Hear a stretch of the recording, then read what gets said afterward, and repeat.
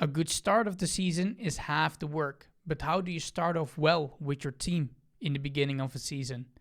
Every team goes through different stages in team development, and in today's video we're going to focus on the beginning stage, the forming part of the team dynamics.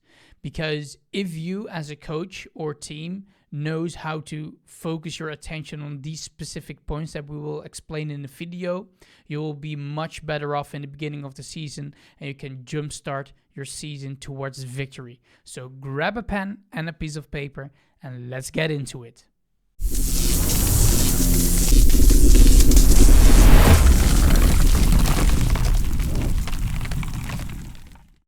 What is up, guys? My name is Donnie from nextlevelesports.com, the #1 platform for esports coaches and team development to help you and your team reaching that next level by getting the people side of esports right.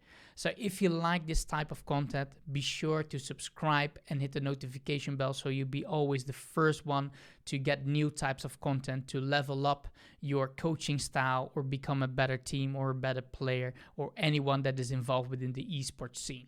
As well, if you like this video, at the end, I would really highly appreciate to smashing that like button so it gets into the algorithm so more people can see this type of content. So with no further ado, let's get into it. So here we are at the beginning. We are looking at the full team dynamic graph of the progress that Bruce Tuckman presented with the forming, storming, norming, performing, and joining phase. We won't go over these phases in this video. I made another video of that and I will link it here in the top right corner for you to watch later or now. If you're interested in it, just go ahead and click it. But we will focus only on the forming phase in the beginning of new beginnings, and now that is slowly going to transition into the storming phase. So I will give you some practical tools to understand how it is to be in the forming phase and what you can expect and what is unconsciously happening inside the mind of the players, and also how you can act as a coach or maybe an in-game leader in this specific stage of team development in order to get your successes and the flow of the team rolling as fast as possible. So let's jump into the forming phase. How to recognize the forming phase. That is very important. Before you can solve something or before you can act upon something, you have to recognize this particular situation. Have you seen this before? Do you understand what is laying ahead of you or what the interactions in this particular phase or this moment or this type of context could end up to be? So it is very important for you as a coach or manager or player to understand what phase you are in and how you can recognize it. So the first point is the forming phase is about getting to know each other. Who are you? Who am I? And who am I in terms of the whole context within the team? Because maybe in this former team that you've been in as a coach, you were even more authoritarian and more working with rookies, so you were leading them even more. But now in this team, maybe you've leveled up in your experience and you're playing within a team that is more mature, so you can include them a little bit more as well. So it's getting to know each other and where you stand, and also learning about like the people involved into the organization and team as well. So it's about getting to know each other, asking a lot of questions, giving feedback as well, and collecting information and data as well. So what kind of champions do they like to play?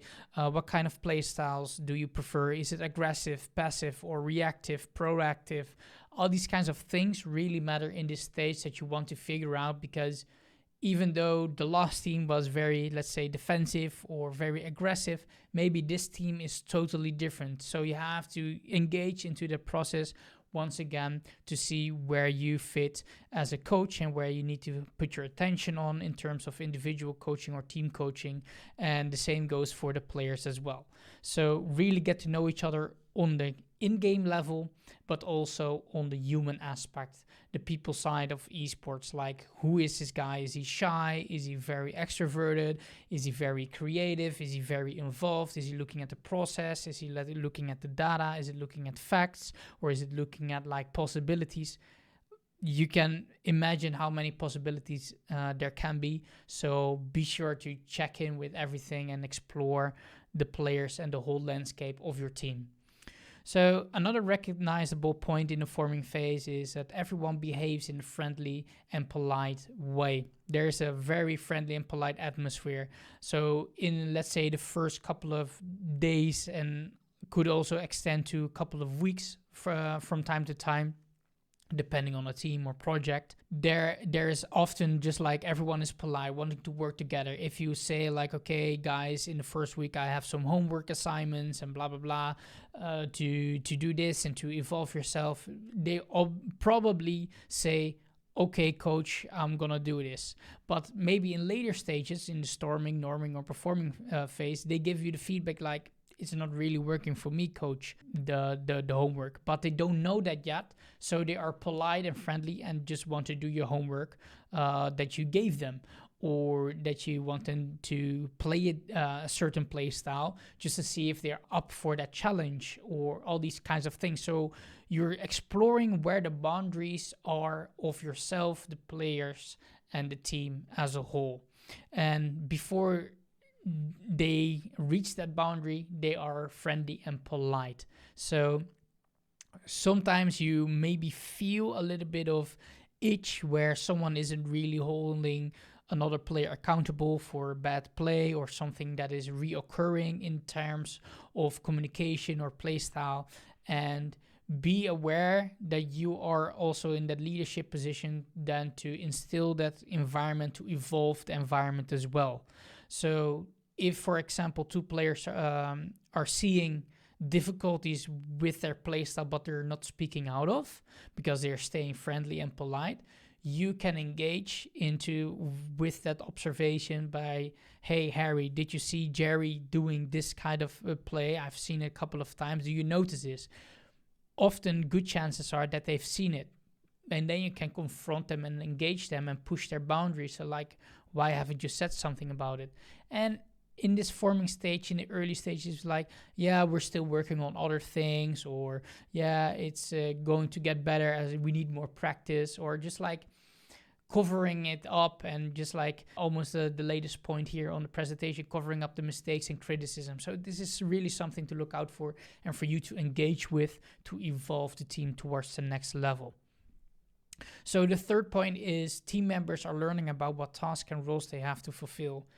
Because even though there's this, for example, in-game leader, captain, or leadership person, but if you have, for example, 2 or 3 other leadership personalities within the team, it could be a conflict, or who is the best leader and what fits the team best, and who would like to take the lead and who is willing to follow.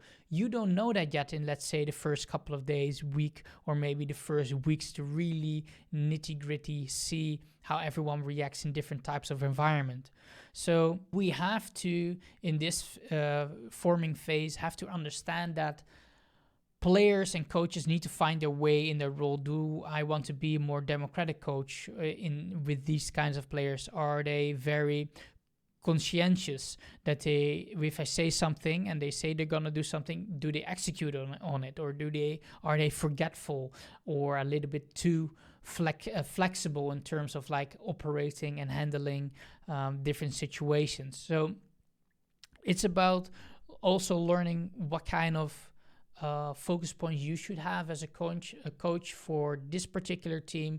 And the players also need to know what their role is. Are they more, let's say, a follower in this team instead of, let's say, a leadership person? Because there's this huge star player that has a lot of knowledge and 8 years of experience, for example, or this particular coach that has a lot of trophies already, first places in different leagues. And so instead of you taking the lead as a player, or you let that person lead more.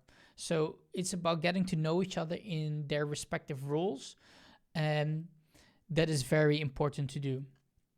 So one, let's say, side note that you want to take with this is, what I see is sometimes a big mistake is that I see coaches and players within the first week, before actually not really knowing each other, they want to set these roles set in stone, like who's the shot caller, who's gonna do this, who's gonna do that.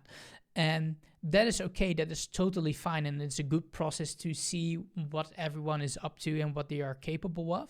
But the mistakes come from when they make a decision. Let's say the first week they have Jerry as a shot caller, and after 2-3 weeks it's not really working out, and you see Jerry a little bit crumbling under the pressure, but Harry is stepping up in his leadership role.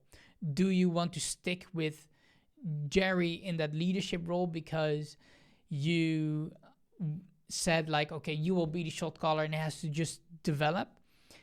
Give people time to develop their role, and don't set everything set in stone yet. Be a little bit flexible with the roles and things that might change to get everyone on the same page, get comfortable with their own performance, their team performance, and also in the role that they are, let's say, executing. Because if they don't feel comfortable in the role and you keep pushing them, it can be somewhat good for personal development, or if you have, let's say, the luxury to do so. But oftentimes within esports, we have such a small window to really operate with each other. We only have like 2, 3, sometimes 4 months to really get a result there, to work on it. If you have the luxury to have a really, let's say, high level esports team that's sticking around for at least a year, 2 years, or maybe even longer with specific core, then you can really develop and go through, let's say, the hard work of developing certain set of skills. But oftentimes you have to rely on what comes natural to them and what kind of things can you tweak to make it even better. So what you want to do is to acknowledge what are the strengths in the forming phase of each player, myself as well as a coach, and what are their weaknesses and blind spots. So you can also work with them and see for yourself, like, how can I connect all these dots of the players, and then come up with a good strategy or team plan, how we should behave and what kind of culture we are creating within the culture of, let's say, the organization. So that is very important. And the fourth point is players, and you as well, probably as a manager, coach, or in-game leader, we all have uncertainties. Maybe you are a super, let's say, confident person that doesn't have uncertainties because you've done it so many times. That is possible as well, but I would say at least 95% of the players, no matter if they are at a high level or amateur level, that doesn't really matter. People and humans have uncertainty. In new groups, you don't know where you will end up. Do they like me? Do I like them? Can they take criticism, or should I give criticism? How will they react? Can we get this championship? Can we achieve the goals that we want to achieve for ourselves? So there's always a level of uncertainty, and even though they might not be super conscious about it, it's something that a lot of players, and maybe you as well as a coach, feel from within. There's no guarantee that it will be a tremendous, awesome split. It's hard work, and you never know what's around the corner into next week or next month, or when you start losing or when you start winning, what will happen and what will change. So you have to go with the flow and manage it as properly as you go. One thing that you can do with uncertainty is acknowledge uncertainty. If you feel there's some uncertainty within it, just speak openly about it, so others will also speak openly about it, and that will, let's say, cool down, and everyone be understand that they are all human and they can have uncertainties, etc. It makes the team grow stronger from the beginning. So what I also mentioned before is almost the last point. The fifth point is covering up mistakes and criticism. So players in the beginning, they want to do their best and focus on themselves, their individual, and they want to present themselves as a good player for the team. All right. But every player has flaws in terms of communication, personality, bonding, relationships, in-game, tactical stuff, strategical stuff, mechanical stuff, different play styles, different champions, different heroes. You can name it all. Everyone has their strengths and weaknesses. In the beginning of a team, you'll often see players not talking about like these mistakes or criticism, because they try to cover it with terms like, yeah, we just need more practice and it will be all right. And it sounds like decent in the short term, like, yeah, of course, sounds logical, we need more playing time. And on one part that is true, but on the other part, if we are not confronting each other with those mistakes, it might just like slip into the cracks. That becomes a habit, right? So you don't want that to happen. So we start to get a little bit conflictual with one another. And in the beginning, because we have this polite and friendly atmosphere, we're not speaking out that much about criticism or what should be improved or acknowledging our own mistakes, but because we don't want to be, let's say, the bad coach, or the coach that in week one we made this big mistake, or if you are a player that you've made this huge misplay and you lost, let's say, the first game, because we don't want to look bad, we don't want to feel bad. And it's just our brain playing a game with protecting ourselves of feeling hurt. That is what it is. That's why this is need to grow organically, and everyone has it. Even the most rational and direct people, they need time to develop and to open up a little bit. So be sure that not everything is spilled out in the first days or maybe even weeks, to really get towards, let's say, core problems of a team that you find out as you go, right? So the last point is how to recognize the forming phase as well, is the players depend on the leader. You as a coach or in-game leader, they depend on you. They don't know what's up. It's a new environment, a new culture, and they are looking at you, waiting for you to make moves. Did you prepare the training? Did you prepare the scrim? Did you prepare the practice? Did you have goals for yourself and team as well? And do you give everyone a task to focus on this game, or something to get everyone on the same page, or have a common goal where we can practice on, or where we can strive for in this on this day, etc. If those things are not there, things can get chaotically quickly. So they start to focus on their own thing instead of like the common team goal. They feel like, okay, I guess this is what I do then. And they play their own, let's say, solo queue game. And it might seem like properly working out because they're playing a solo queue game inside a team environment.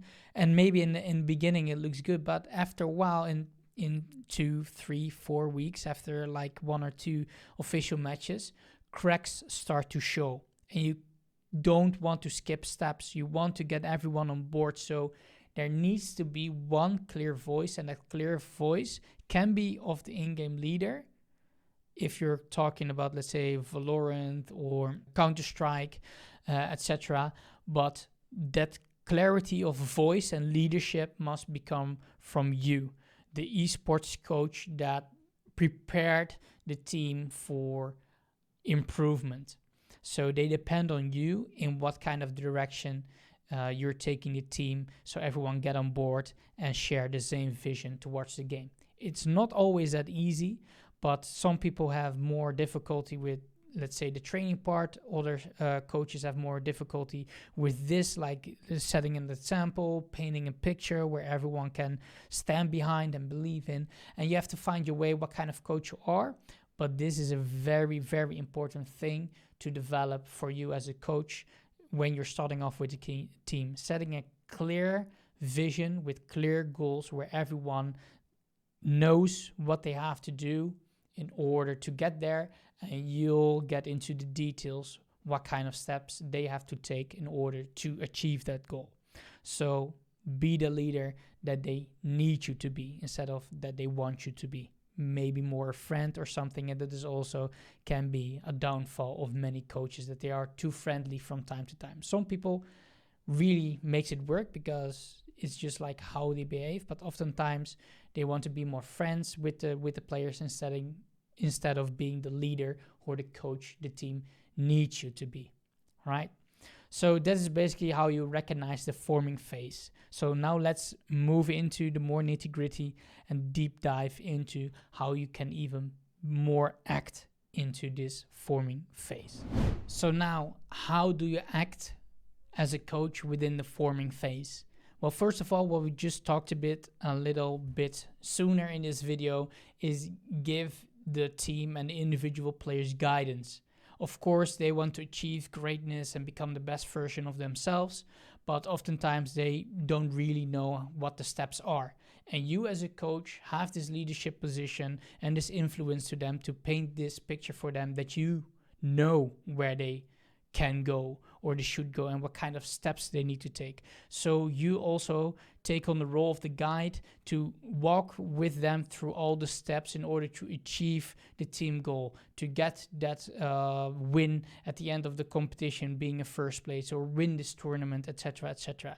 It's very important that you guide them towards it, because if you only let them involve and do everything that they want to do and that they think is right as a player, they probably will end up with the same results that they have previously been given, right? If you do the same thing over and over again, you will probably get the same results over and over again. So you can be the game changer here to guide them towards, let's say, that end game, that end goal, and also show them with clear steps how to get there. So the second point is basically, in addition to that, to the first point, is give clarity on the goal. What do we want to achieve with the team? Is that become first place into the competition or the environment that we are in, or maybe you are more, let's say, a talent lineup, and it's more realistically to maybe get to the playoffs or get 10th place, or I don't know what is realistic, or also a bold vision for you to have, but you'll figure it out. But you think like, okay, this is realistically, but it's also a little bit pushing us, right? We need to put on that extra effort to get there, right? If you're just like an amateur team and you're just like went into, let's say, a more professional scene, I don't know what the talent is, but the chances are that you have to develop towards that new environment with competition as well. So maybe aiming for the first place the first time you're in that competition is maybe a bit above realistically. So figure out what fits best for you and the team to hit that sweet spot that really gets the players going. And once you get that sweet spot, lay out the steps in chunks, how we are gonna get there by working together, screaming on these times, etc., making communication clear, getting on the same page in the gameplay, etc. So then all the tactical, strategical, personality differences come together as the way you go, but they understand what kinds of steps and what kind of basically stations you have to check off to reach that goal. So it's easy for them to hop on the hype train of your vision and goal to move towards the goal that everyone wants to have. So you have the buy-in of the players and everyone that is involved, basically. So the third point is, in order to do this, you have to adopt the role of the coach role of the inspirator. So I made a video about this, so click it here to watch later, or if you're super interested to go more in depth about the inspirator role, just click it right now and just watch it. So I made a bookmark so it's easy for you to skip towards the inspirator coach role. That is very important for you to set out the vision, and also the inspirator is about values. Who do we want to be as a team?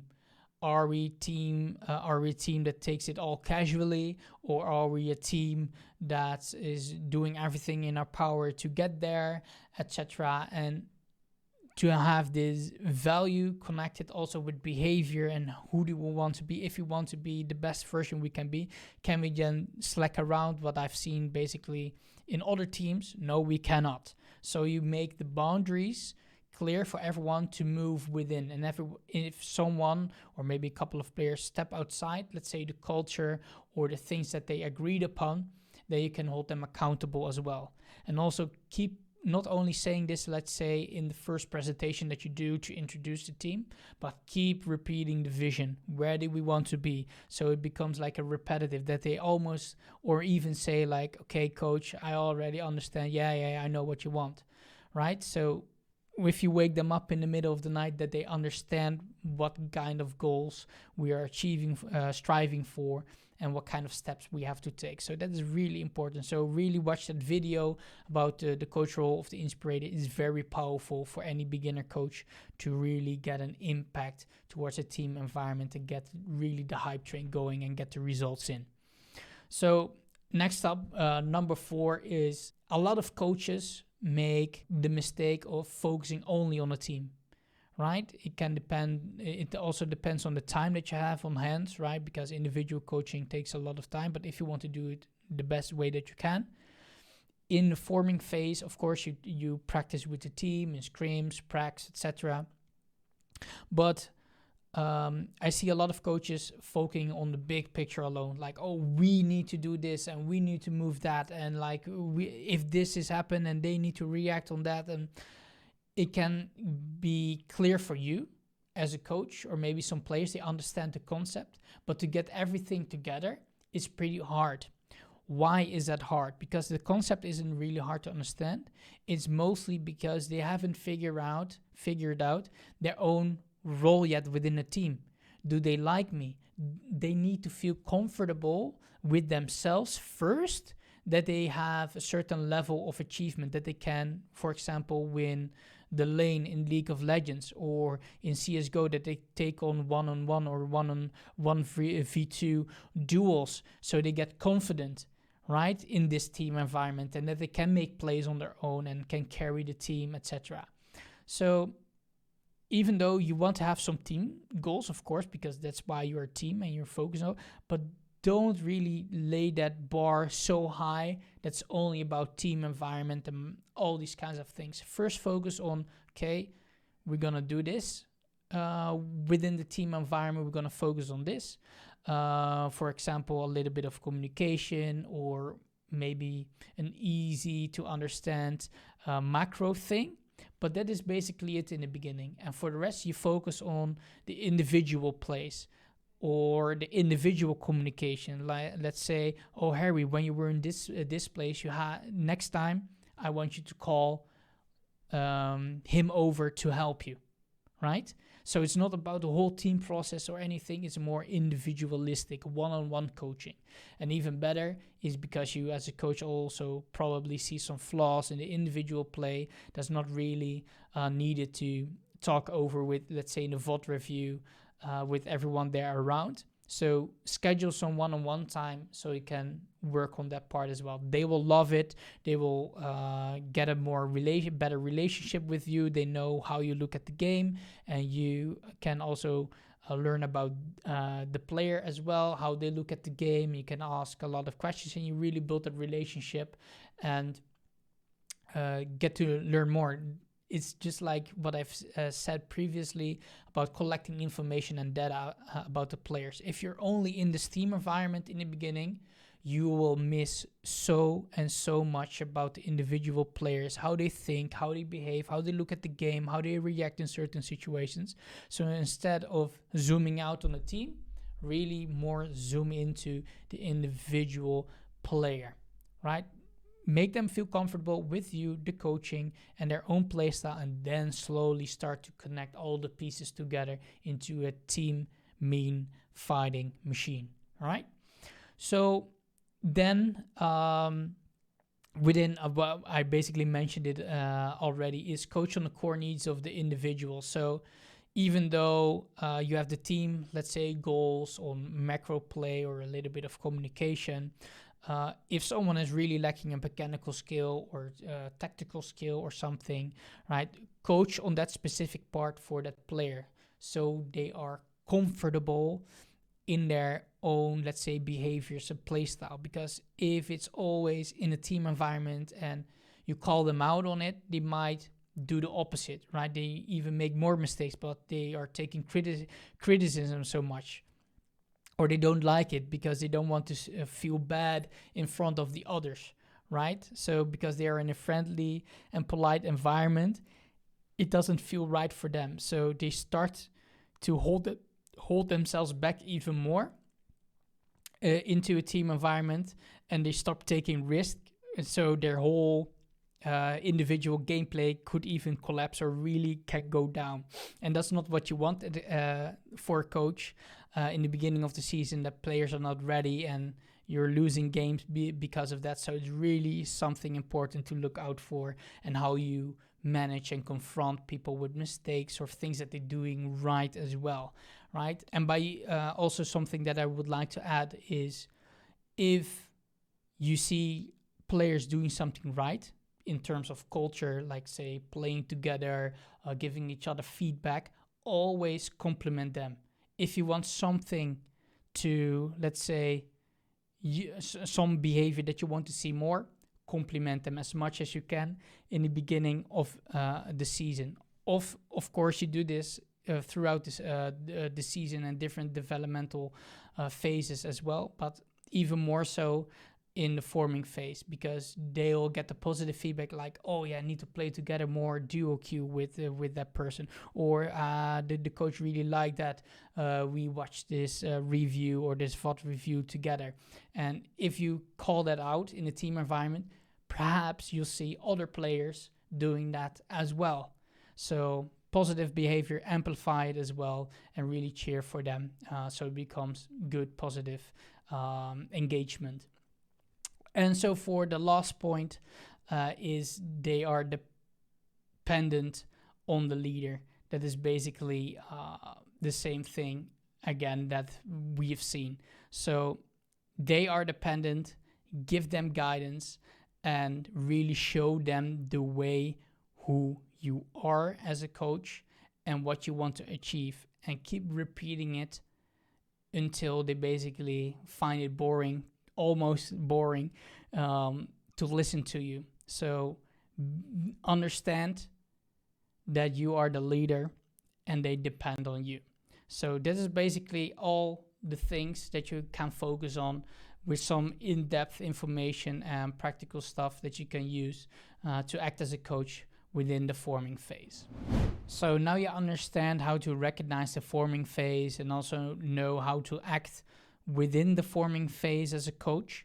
But how do you know you're moving ahead towards, let's say, the next phase of the team development, that is storming, where there's more conflict and the focus is more on the relationships and managing how to communicate with each other and solving problems together and confronting each other. So how do you know this? So what I've mentioned before is the players are gonna cover up mistakes and criticism, and you see this behavior kind of slowly trickling down into the whole team, and they are starting to get a little bit agitated about one another, but they are still covering it up. They want to say something but hold themselves back, and maybe a second time they will say it but hold themselves back. Sometimes it's just like a volcano basically, and some volcanoes are big, they erupt hugely like Mount Etna or something, but others is just like a stream of lava outside of the mountain, and it doesn't really explode that big. But you can view it as a volcano where there's like pressure building up below the surface unconsciously, and they're trying to move out, but after a while it needs to erupt, and they are done with the same mistakes over and over again. But that is more shown into the storming phase. But they're covering up mistakes and criticism, and you can notice that they are frustrated. And if they are frustrated, you can call them out on it, like, hey, I think I hear you being frustrated in this call, and then they can elaborate. Sometimes they will say, yeah, it always happens, and they haven't never said it before, right? So you know then, if you call them out, and yes, happening so many times, and I said this like politely a couple of times, but he's not really picking up on the signals, right? It's because you're still polite and you don't want to hurt someone's feelings. So now you're getting a little bit agitated, and then is the moment where you can recognize that you're moving slowly towards the next phase of storming, where there's more conflict, more change of thoughts on how the game should be played in different situations, etc. So they also, like within the game, the second point is not saying what objectively happened. So they start to neglect and cover what happened. They basically inted or ran it down or didn't pay attention, and they say like, oh yeah, it just what wasn't focused or something. So they make slightly, let's say, excuses or something else, and really be cautious as a coach what to look out for. You can jump right into it if you think like, oh, this is the best play. But what is really good for a coach is to grab a pen and a piece of paper and write down objectively what you see. Maybe if you have a VOD review, have a timestamp ready where you can look together with the player or maybe the team to show what really happened. Like that maybe, oh yeah, I wasn't feeling it or something. But if there's an enemy right there and they didn't see it, like there should be more something going on than just like, oh, I wasn't focused or whatever. So be careful or be cautious on these signals of the players that they're really not objectively saying what is happening, right? So they're covering it up. So the third point is the same issues within the team or with specific players are coming back. All right, so if you are starting off with a team and then one mistake happens, they'll probably say, yeah, it can happen, right? Or we just need more games practice. But after 10 games or maybe 2 weeks in or 3 weeks in and that mistake still isn't fixed, you start to get into, let's say, conflict, and people are starting to slowly be polite, calling each other out, and slowly building up, just like basically the same thing, just like the volcano erupting slowly, right? So, and for you as a coach, if you don't have, let's say, the experience because you're a new coach and you find it hard to see these signals inside the game, or maybe sometimes and sometimes not, there's one thing where you really know that is very clear that the team is moving into the storming phase, and that is the team members start to talk behind each other's backs, right? So when you're scrimming and some people are chilling after the scrims late night or in the afternoon or other days, and players are starting like, oh yeah, Harry was terrible, I hope he'll fix it because it's happening a couple of times. And then all the players say, yeah, I hope I've seen it as well, I hope the coach fix it.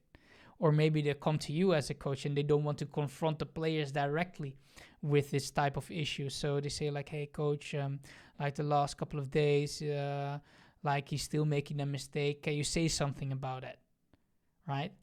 So they come to you instead of confronting the person directly. So it's very hard in this forming phase, transitioning to storming phase, to hold people really accountable for their actions and their behaviors and everything else. And it can be very difficult for you to manage this into the moment. What should you do? Because there's no clear answer, and it's also a bit of experience. But the biggest thing is just engage with it. Feel what you think would be best, and don't think like, oh, I think it will be best by doing nothing, or I neglect it for now. That is also a conscious decision. But oftentimes, if you look at the great coaches of traditional sports or esports, they're not letting these type of chances slip away. So you don't have to confront them and go like, oh, I heard this and blah, blah, blah, all that, and make it full bombastic like tantrum or moment with the team or the specific player. You can also be, if players come to you with stories or things that they dislike in the play style of the player or anything else, then to confront the team or that player with himself, like, okay, what did you do already to confront him? Let's talk about it tomorrow.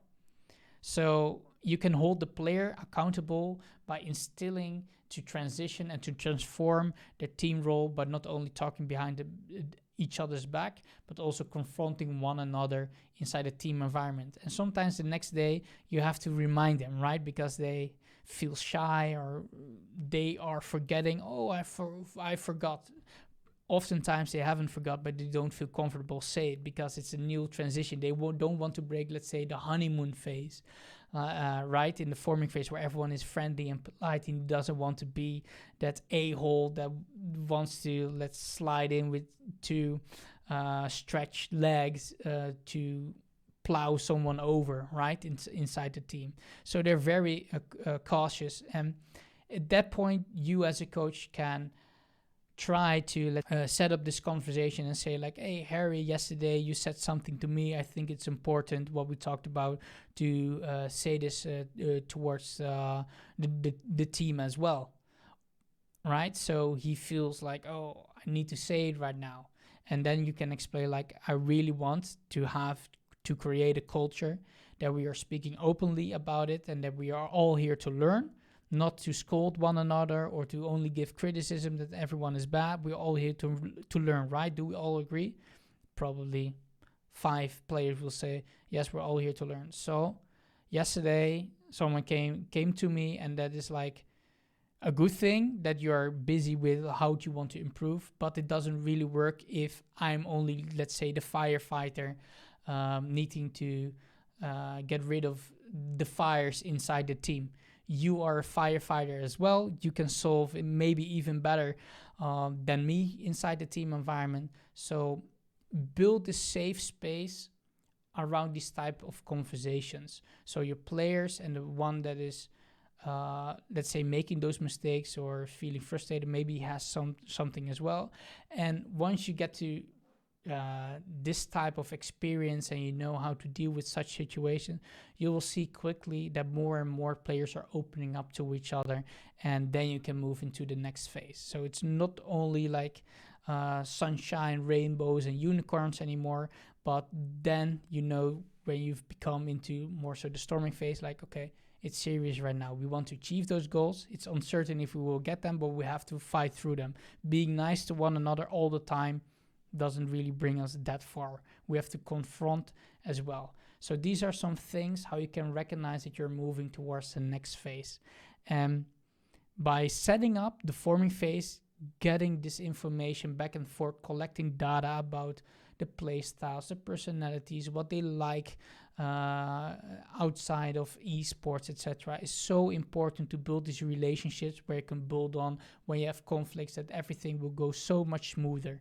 So a lot of teams, especially in esports, break up because they cannot deal with the storming phase and they haven't put in enough time or enough guidance in the forming phase to get the bonding going, knowing where each other stands and what the roles are to hold each other a little bit accountable. So really invest in these focus points of this video to really step up in the way the quality and the culture of the team can behave, to grow into the competition, to grow into the organization, to become so much better in weeks and months ahead, to really get the best potential out of the team. So that is basically it for this video. Thank you so much for watching this video. If you enjoyed it, smash that like button so it gets catched up by the algorithm and a lot more esports fanatic like you can benefit for this information. If you really loved this kind of content, also hit the subscribe button and the notification bell so you'll be always the first one to see new content on the Next Level Esports channel to help you and your team reach that next level by getting the people side of esports right. So thank you so much for watching in this video. If you want to learn more, watch more of these videos, in the description below there are many links towards next videos, or you can click on the right side of your screen on the playlists of Next Level Esports, perhaps to even get deeper into the world of coaching and the art of coaching and team development. So thank you once again for watching, and see you guys next time. Bye bye.